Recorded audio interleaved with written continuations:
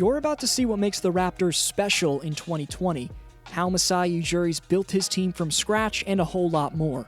From achieving the 5th largest comeback in NBA history this year, or the 3rd best league-wide record, this is everything leading the Raptors to that success. Shout out to Ona, who says the Lakers are a lot better with JR because of his championship experience, paired with the fact that the Lakers needed his ball handling and shot creation. Thanks for every answer, yearly giveaways for the top 5 on the Speaks board. The foundation of the 2020 Raptors' success begins in the front office, where GM God Masai Ujuri's built this team essentially from scratch since his arrival after the 2012-13 season. There's a lot you can say about the scouting and development staff, but Ujuri's groundbreaking decisions for the Raptor franchise are the primary reason that they're the powerhouse they've developed into. Masai's first swindle in Toronto was getting rid of the nicknamed El Mago, Andrea Bargnani, whose $50 million contract loomed over the franchise for years. Masai somehow convinced the Knicks to give up a 2016 first-round pick for Bargnani. Next, it was trading another overpaid player in Rudy Gay for 4 role players, which initially seemed like the first step towards a rebuild. Instead, multiple fan favorites established themselves in 2013-14, and the Raptors made their first postseason in 7 years. 1 year later, Grievous Vasquez, acquired in the late 2013 Rudy Gay trade, was shipped to Milwaukee for a 2nd-round pick. With that gift from Milwaukee, Toronto selected a franchise staple in the two-way shooting guard Norman Powell. 1 year after that, 2016's draft, they used the aforementioned stolen first-round pick from New York to select Jakob Poeltl, a man who was eventually used in a trade to receive none other than Kawhi Leonard. 17 spots later in that draft, Spicy P's tenure in a Raptors uniform began. Siakam only started playing basketball at 16 years old. He wasn't ranked highly on the draft boards coming out of New Mexico State. But Ujuri's ability to point out players with both a driven mindset and intriguing talent made Siakam their top choice late in the first round. Topping off a flawless draft, Fred VanVleet was Masai's undrafted signing in 2016. More on both Siakam and VanVleet's game coming up. Midway through the next campaign, the ever-developing Terrence Ross was moved to Orlando for Serge Ibaka, and at the trade deadline before their championship run, they cut ties with DeLon Wright and Jonas Valanciunas to receive 3-time All-Star Marc Gasol. The latter trade was of course preceded by the infamously successful trade of DeRozan and Poeltl for one of the greatest two-way players of all time, the Claw, and his sniping shooting guard teammate Danny Green. So as you can see, pretty much every core piece that's contributed to the Raptors' success has been a steal from Masai. But this segment only covers his moves prior to the championship. What I didn't mention was the brilliant way in which the Raps front office rebounded after the Kawhi loss, which you'll see at times throughout this video. Back in the 2019 finals, Raptors coach Nick Nurse demonstrated a brilliant box-and-one strategy to just completely shut down Stephen Curry, and ultimately he became one of 8 head coaches in league history to win the title in their first year in charge. In 2019-20 though, what's been most impressive from Nick Nurse is his offensive system, utilizing pitch dribble handoffs plus fake screens as well as stagger actions to perfection. Tricky Nicky, as I call him, brilliantly maintains a dominant offensive flow. Debatably his most important job, though, is keeping the mantra of the team on point, and it's clear when watching Toronto that Knicks guys like playing for him and just lay it out on the line for him. Just look at how he handled the Kawhi situation last year. This was a man in Leonard who initially had no intention of playing north of the border. If he didn't have a coach he felt obligated to play hard for, then Toronto wouldn't have won the title. Despite losing an all-time great two-way player, ESPN projecting them to be 6th in the East, and Dennis Scott hilariously picking them to miss the playoffs, the Raptors have set some historic feats. First of all, Toronto set a franchise record with 15 straight Ws, which took place with some of their most valuable players sidelined. Throughout the dominant streak, Marc Gasol, Norman Powell, Kyle Lowry, and Pascal Siakam all missed significant time with injury. About a month before that versus Dallas, again, completely injury-plagued, carried by Kyle Lowry, who dropped 32 points, 10 dimes, dagger threes, including the game winner, all with just 1 turnover, Toronto went on a 49-14 run and erased a 30-point lead in under 2 quarters.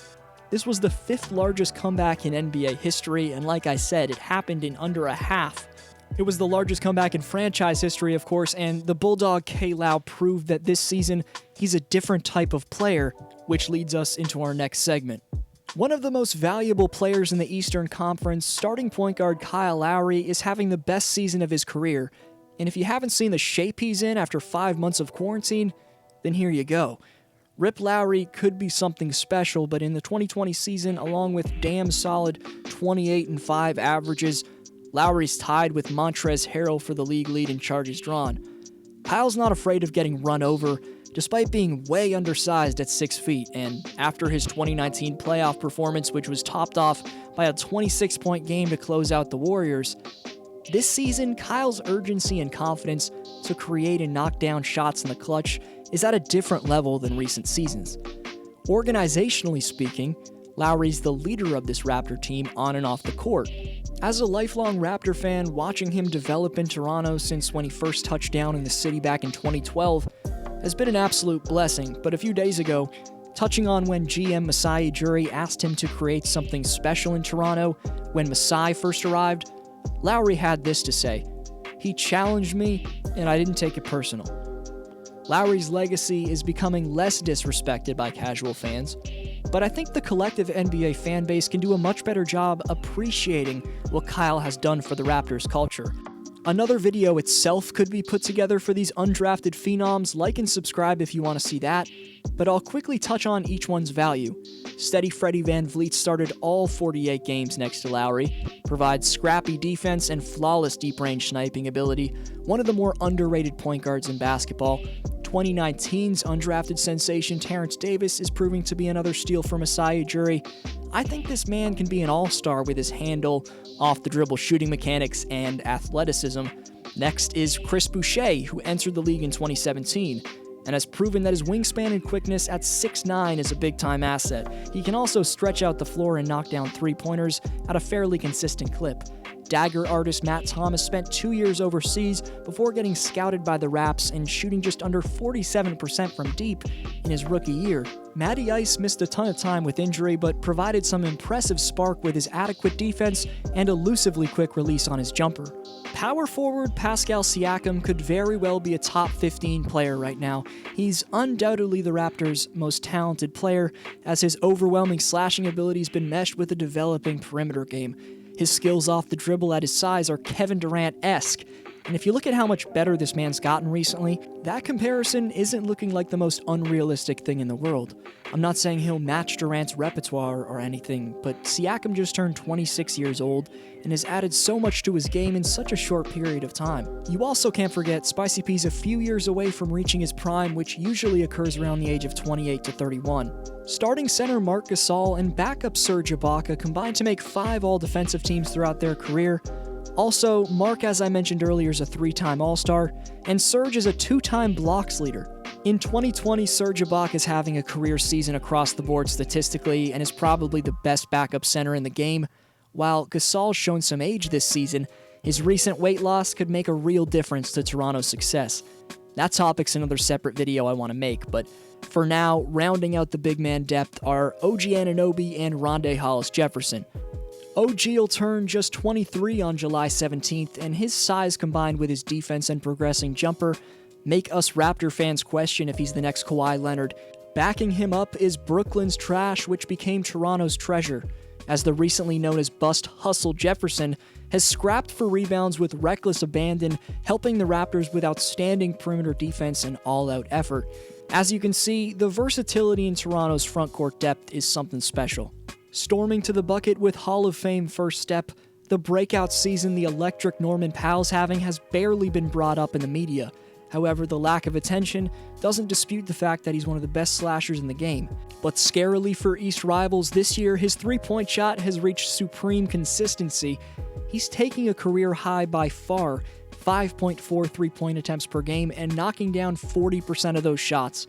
Also, the 5-year man from UCLA, Powell, is in the biggest role he's ever been in, and is setting career highs in field goal percentage, points, steals, and rebounds. The lateral quickness for Norm that's on display when he's defending the perimeter has been an asset for him ever since he entered the league. Finally, the entire package of his offensive tools are coming together. Next to Brooklyn's Spencer Dinwiddie, Boston's Jaylen Brown, and Philadelphia's Josh Richardson, Norm's one of 4 non-All-Stars who won Eastern Conference Player of the Week in 2019-20.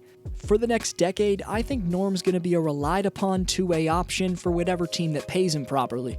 For NBA stories, predictions, and top 10s, hit subscribe if you enjoyed that content. You can get the shout-out after next video's intro by answering the question. Thanks the world for supporting the channel. I'm Adam, this is D-Flow Hoops, and I'll see you next video.